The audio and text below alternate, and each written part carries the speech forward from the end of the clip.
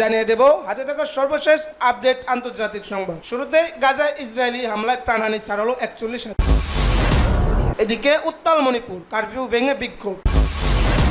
অপরদিকে মিয়ানমারের ড্রোন হামলায় 2 শতাধিক রোহিঙ্গা নিহতের আশঙ্কা জানিয়েছেন মিয়ানমার।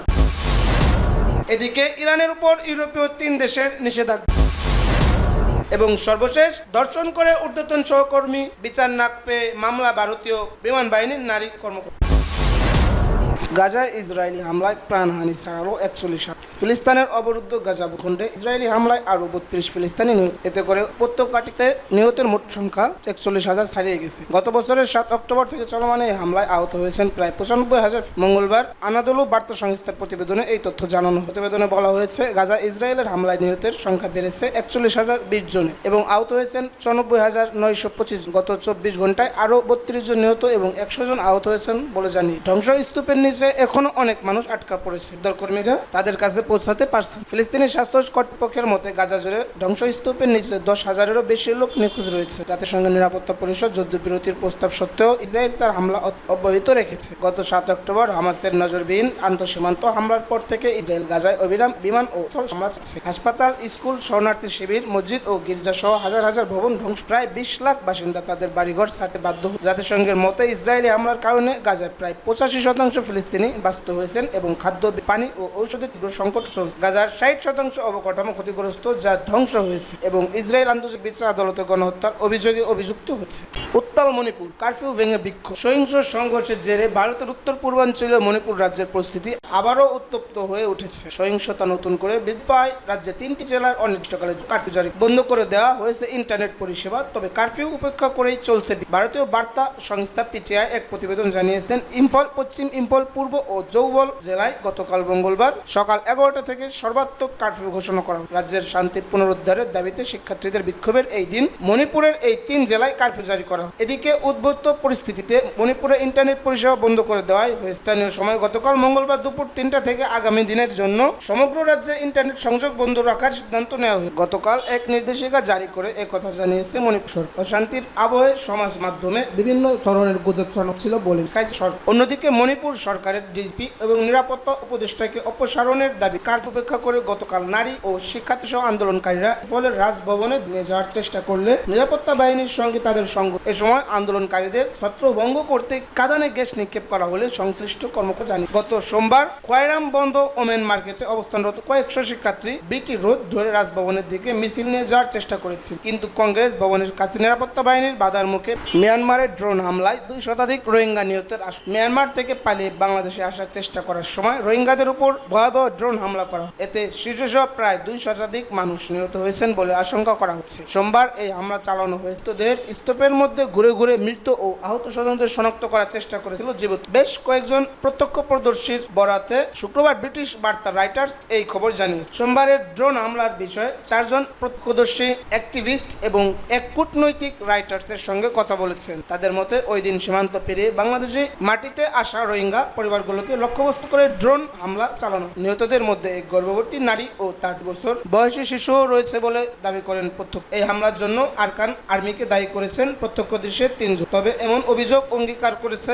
আরকান আর্মি। এদিকে এই ঘটনার জন্য মিলিশিয়া এবং মিয়ানমার সামরিক বাহিনী একে অপরকে দোষারোপ করেছে। হামলায় ঠিক কতজন নিহত হয়েছেন তা যাচাই করতে পারেনি বা স্বাধীনতাভাবে দায় নির্ধারণ করতে পারেননি রাইটার। সামাজিক যোগাযোগ মাধ্যমে পোস্ট করা ভিডিওগুলোতে কর্দমাক্ত মাটি ছড়িয়ে ছিটিয়ে থাকা মৃতদেহের স্তূপ, তাদের সুটকেস এবং ব্যাকপ্যাকগুলোকে চারপাশে ছড়িয়ে ছিটিয়ে থাকতে দেখা গেছে। হামলায় বেঁচে ফেরা ব্যক্তি দাবি করেছেন 200 জনের বেশি মানুষ মারা পড়ে। প্রত্যক্ষদর্শী বলেছেন কমপক্ষে 70টি মৃতদেহ তিনি দিচ্ছেন। মিয়ানমারের উপকূলীয় মংডু শহরের ঠিক বাইরে ভিডিওগুলোর অবস্থান যাচাই রয়েছে। ইরানের উপর ইউরোপীয় 3 দেশের নিষেধাজ্ঞা। ইউক্রেন যুদ্ধে ব্যবহারের জন্য রাশিয়ার ব্যালিস্টিক ক্ষেপণাস্ত্র সরবরাহ করার অভিযোগে তুলে জার্মান, ফ্রান্স ও ব্রিটেন মঙ্গলবার ইরানের নিন্দা করেছে। একই সঙ্গে তারা বিমান পরিবহনকে লক্ষ্য করে দেশটির উপর নতুন নিষেধাজ্ঞা আরোপের ঘোষণা দিয়েছে। ইউরোপীয় 3টি দেশ যৌথ বিবৃতিতে বলেছে, আমরা ইরানের সঙ্গে দ্বিপক্ষীয় বিমান পরিষেবা চুক্তি বাতিলের জন্য অবিলম্বে পদক্ষেপ নেব। ইরান এর উপর নিষেধাজ্ঞা আরোপের জন্য আরও কাজ করবে। মার্কিন পররাষ্ট্রমন্ত্রী অ্যান্টনি ব্লিংকেন এর আগে লন্ডন সফরে বলেছেন, রাশিয়া ব্যালিস্টিক ক্ষেপণাস্ত্রের চালান পেয়েছে এবং ইউক্রেনকে কয়েক সপ্তাহের মধ্যে এগুলো ব্যবহার করবে বলে মনে হয়। লন্ডন, প্যারিস ও বার্লিন বলেছে ইউক্রেনের এই পদক্ষেপ রাশিয়ার যুদ্ধে তাদের সামরিক সমর্থনকে আরো বাড়িয়ে দিয়েছে এবং এর ফলে ইউরোপীয় মাটিতে ইরানের ক্ষেপণাস্ত্র পৌঁছে যাবে, যা ইউক্রেনীয় জনগণের জন্য দুর্ভোগ প্রভাব বাড়বে। তারা আরো বলেছে এই পদক্ষেপটি ইরান ও রাশিয়ার উভয়ের সংগঠিত একটি উস্কানি এবং এটি ইউরোপীয় নিরাপত্তার জন্য সরাসরি হুমকি। তারা ইরানের সঙ্গে দ্বিপক্ষীয় বিমান পরিষেবা চুক্তি বাতিল করার জন্য অবিলম্বে পদক্ষেপ নেবে। এর পাশাপাশি ইরানের ব্যালিস্টিক ক্ষেপণাস্ত্র কর্মসূচি এবং রাশিয়ার ব্যালিস্টিক ক্ষেপণাস্ত্র ও অন্যান্য অস্ত্রের স্থানান্তরের সঙ্গে জড়িত উল্লেখযোগ্য প্রতিষ্ঠান ও ব্যক্তিদের বিরুদ্ধে নিষেধাজ্ঞা আরোপের পদক্ষেপ নেওয়া হয়। ওয়াশিংটনের নেওয়া একটি পদক্ষেপের প্রতিধ্বনি করে এই তিন দেশ বলেছে, আমরা ইরান এয়ারের উপর নিষেধাজ্ঞা আরোপের জন্য আরও কাজ করব। এদিকে তিন দেশের যৌথ ঘোষণার কিছুক্ষণ আগে ইরানের পররাষ্ট্র মন্ত্রণালয়ের মুখপাত্র নাসেম কানানি একটি বার্তায় ইরানি অস্ত্র স্থানান্তরের অভিযোগ স্বীকার করেন। তিনি লিখেছেন, ইরানি অস্ত্র স্থানান্তর নিয়ে মিথ্যা ও বিভ্রান্তিকর খবর ছড়ানো, কুৎসিত প্রচার ও মিথ্যা। তিনি অভিযোগ করেছেন এ উদ্দেশ্যে গাজা উপত্যকায় গণহত্যার জন্য যুক্তরাষ্ট্র ও কিছু পশ্চিম দেশের ব্যাপক অবৈধ অস্ত্র সহায়তায় মাত্রা গোপন করা, যেখানে ফিলিস্তিনি সশস্ত্র গোষ্ঠী হামাসের সঙ্গে ইসরায়েলের যুদ্ধে লিপ্ত।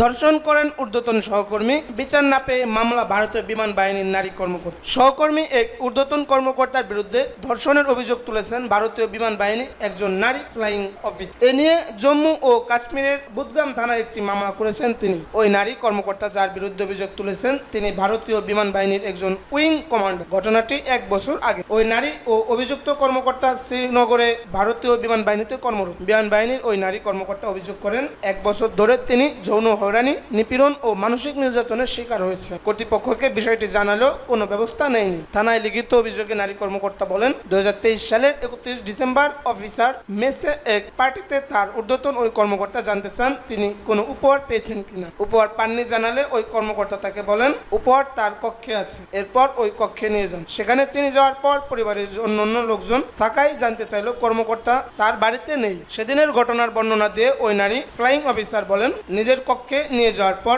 ওই কর্মকর্তা আমাকে ধর্ষণ করে। আমি তাকে বাধা দেওয়ার সময় সব রকম চেষ্টা চালাই। এক পর্যায়ে আমি তাকে ধাক্কা দিয়ে কক্ষ থেকে বের হতে সক্ষম হই। বের হয়ে আসার সময় ওই কর্মকর্তা আমাকে বলেন আসছে শুক্রবার তার বাড়িতে পরিবারের কেউ থাকবে না, তখন আবার দেখা হবে। ঊর্ধ্বতন এই কর্মকর্তা তার সঙ্গে যা করেছেন এ নিয়ে অভিযোগ জানাতে কিছু সময় লেগেছে জানিয়ে তিনি বলেছেন, ভয়ে ছিলাম, বুঝতে পারছিলাম না আমার কি করা উচিত, কারণ আমার সঙ্গে এর আগেও এ ধরনের ঘটনা ঘটলেও আমি অভিযোগ তুলতে চাইনি। ঘটনার পর ওই কর্মকর্তা আমার কার্যালয়ে এসেছিলেন, এমন আচরণ করেছিলেন যেন কিছুই ঘটেনি। দেখে মনে হচ্ছিল না তিনি অনুতপ্ত। এ নিয়ে মানসিক যন্ত্রণায় ভুগছেন জানিয়ে ওই নারী কর্মকর্তা আরও বলেন, বিষয়টি তিনি তার আরও 2 জন নারী সহকর্মীকে জানালে তারা এ বিষয়ে মামলা করার পরামর্শ দেন। তিনি বলেন, একজন অবিবাহিত নারী হিসেবে সামরিক বাহিনীতে যোগ দেওয়া এবং এ ধরনের একটি জঘন্য ঘটনার শিকার হওয়ার বিষয়টি নিয়ে আমার মধ্যে কি মানসিক যন্ত্রণা হয়েছে তা আমি বলে বোঝাতে পারবো না। সহকর্মীর মাধ্যমে ধর্ষণের শিকার ওই নারী কর্মকর্তা জানান, তিনি অভিযোগ করার পর কর্নেল পদমর্যাদার একজন কর্মকর্তাকে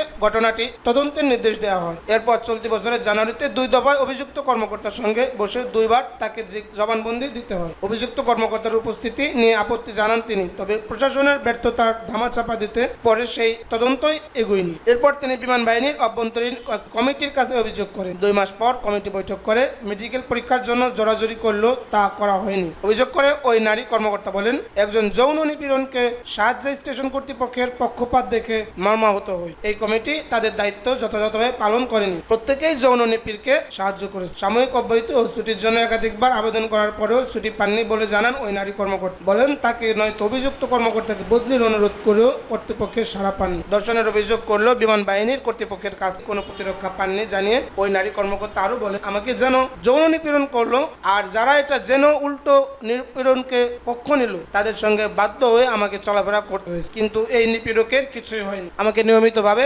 কর্তৃপক্ষের দ্বারা হয়রানি শিকার হতে হচ্ছে। তবে থানায় মামলা হওয়ার পর ভারতীয় বিমান বাহিনী জানিয়েছে অভিযোগের বিষয়টি নিয়ে সংশ্লিষ্ট কর্তৃপক্ষের সহযোগিতা করেছে তারা। বিষয়টি নিয়ে জানতে চাইলে বিমান বাহিনীর পক্ষ থেকে এনডিটিভিকে বলা হয়, আমরা মামলার বিষয়টি সম্পর্কে জেনেছি। এ নিয়ে বুদগাম থানার পক্ষ থেকে বিমান বাহিনীর সঙ্গে যোগাযোগ করা হয়। আমরা স্থানীয় কর্তৃপক্ষকে পূর্ণ সহযোগিতা করেছি।